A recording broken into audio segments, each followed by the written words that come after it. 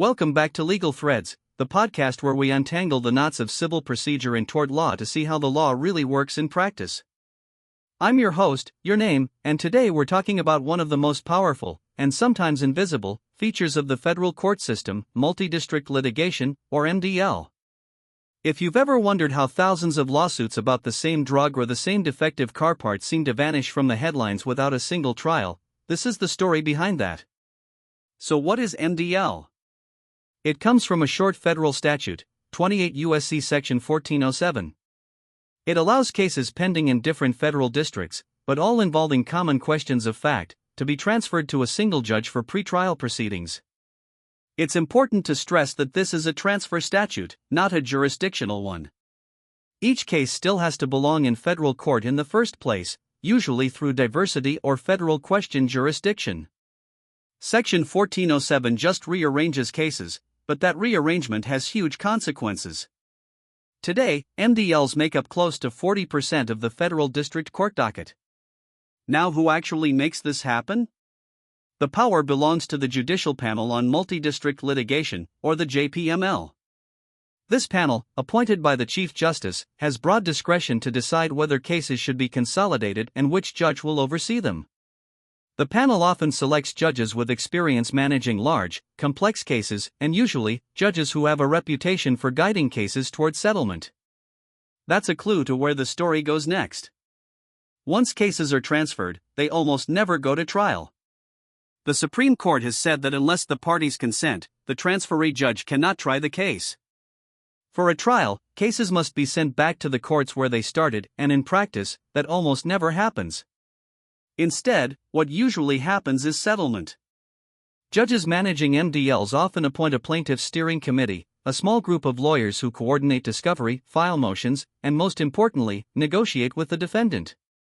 Defendants, usually large corporations facing thousands of claims, want global peace. They want to end the litigation entirely, not just the cases in front of them. Plaintiffs' lawyers, most of them working on contingency, also have strong incentives to settle. Trials are uncertain, expensive, and often delayed for years. Settlement, by contrast, provides certainty and payment. This raises the question of ethics. Each plaintiff in an MDL technically has an individual claim. These are not class actions. Every plaintiff has the right to accept or reject settlement terms. But master settlements often pressure lawyers to recommend the deal to all of their clients or none of them. That creates a conflict. If you represent 1,000 clients, some with very strong claims and some with weak ones, a grid settlement may pay everyone something in the middle. Strong cases get watered down, weaker cases get boosted, and lawyers are left in the difficult position of advising all clients the same way. To see how this plays out, imagine a pharmaceutical case. Hundreds of patients sue over injuries from a drug. The JPML consolidates the cases before a single federal judge. That judge orders plaintiffs to fill out fact sheets about their injuries. Armed with that data, the plaintiff's steering committee negotiates with the company. They agree on a settlement grid: $50,000 for moderate injury, $200,000 for severe injury, $1 million for death. Each plaintiff is given the choice to accept or reject. In practice, most accept, because the alternative, waiting years for a remand and trial, is unrealistic.